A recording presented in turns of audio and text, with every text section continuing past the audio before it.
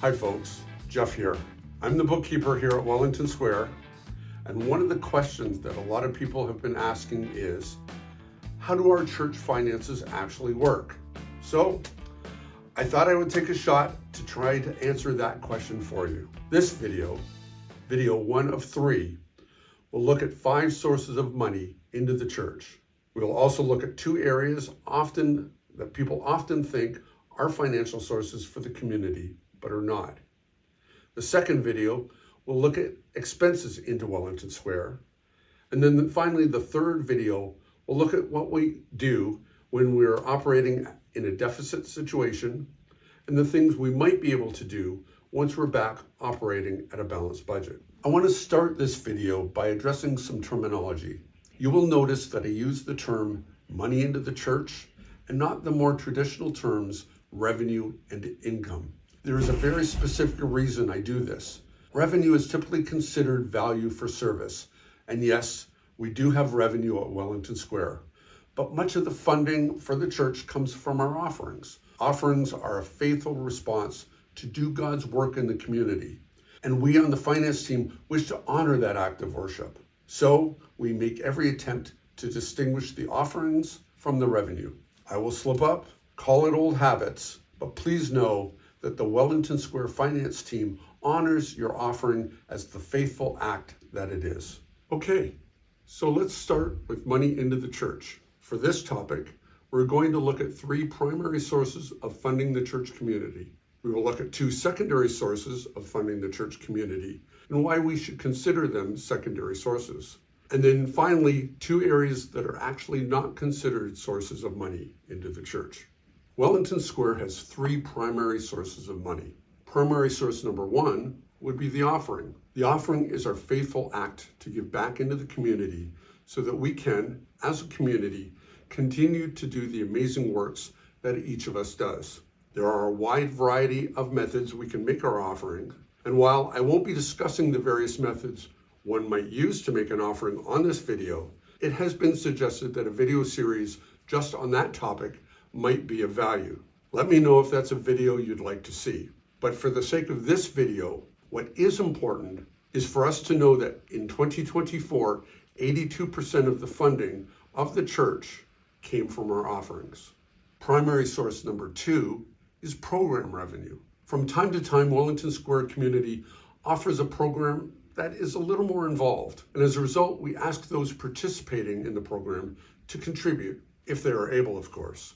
The most notable example of something like this is our amazing Vacation Bible School, where we ask families enrolling kids to help offset some of the expenses by paying an enrollment fee. I do want to note here that we never allow finances to be a barrier, so while we do ask for a fee, an inability to afford the fee will never keep anyone from participating. In 2024, revenues from program fees represented about 2% of the funding of the church. Keep in mind, the revenue is pretty much more than offset by the expenses to run these programs, but we'll discuss expenses in the next video. Primary source number 3 is rental revenue. Have you ever paused and looked around when you're at the church? We are blessed to steward an amazing facility with a variety of spaces that we're able to rent out to the community groups for their use. In any given week, this building is a hub of activity. Anything from a chess group to scouts to Weight Watchers, plus many others. We often have choral groups use our amazing sanctuary space. All of these rentals do 2 things. 1, it lets people who don't currently consider Wellington Square their community know that we are a safe and welcoming space. And 2, it brings rental revenue into our community. In 2024, this revenue source represented just under 4% of the funding of the church. I want to pause right here. From a financial perspective, if we could have a balanced budget from only these 3 sources of income, that would be ideal. I'll come back to this comment in video 3 when I discuss balanced budgets and budget deficits. But I think it's important at least to address this idea right here. Okay, so let's move on to secondary sources of income that are available to our community. I refer to this income as secondary because for reasons I will outline, they come with some potential consequences. Secondary income source number 1 would be fundraising. In 2024, fundraising represented less than 0.5% of our total funding. While this is a perfectly legitimate way of funding our community, it is difficult for us to focus on our mission, seeking the way of Jesus together, when the objective of the fundraising event is literally to raise funds. So we really do need to be careful of how and how much fundraising we look to do. Secondary income source number 2 would be interest and gains from investments. When Wellington Square Church operates in a deficit, there is a policy in place to recognize interest and gains from our investments as operating revenue to try and minimize the current operating deficit. What this does, however, is it means we are no longer growing our reserve, and perhaps even more importantly, we no longer have these funds available for capital initiatives, which is where these funds ideally would be best utilized. In 2024, revenue from interest and gains represent roughly 12% of the funding of the church. Finally, let's look at 2 areas that people commonly think may be sources of finances for our community, but are not. The first of these is the United Church of Canada. We are Wellington Square United Church, which means we are part of the United Church of Canada. From a financial perspective, all of the United Churches in Canada actually send money to the national offices under the title of church assessment. More on that in video number 2.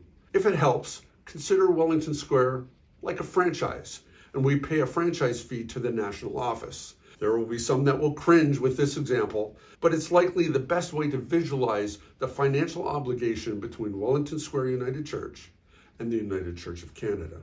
The other area that is not generally a source of revenue would be the governments of Canada. This includes all levels of government, federal, provincial, and municipal. Now, while government is not really a source of income to the church, there are 2 ways they can still assist. The first is, on occasion, we can qualify for specific use grants. For example, in 2024, we qualified for an anti-hate grant. This money was available to any charity that promoted inclusion. As a result, we were able to use this money to improve our building's security system and to offer some diversity, equity, and inclusion training to our staff, board, and community food program volunteers. In other words, on the rare occasion when we can get money from the government, it is always targeted to a specific use. The second way the government can assist us is through our individual taxes. Remember that your offerings to Wellington Square qualify you for a tax deduction on your income taxes. Please take advantage of this benefit. It is yours to take, and it does not diminish the significance of your offering. If you have any questions about this, please come see me and we can chat. So there you have it. That's a look at the money coming into the church community. As a quick recap, we said we have 3 primary sources: your offerings, program revenues, and rentals. We have 2 secondary sources: fundraising and interest and gains on investment. And we have 2 areas that are not sources of income: the United Church of Canada and the various levels of government. Thanks for watching.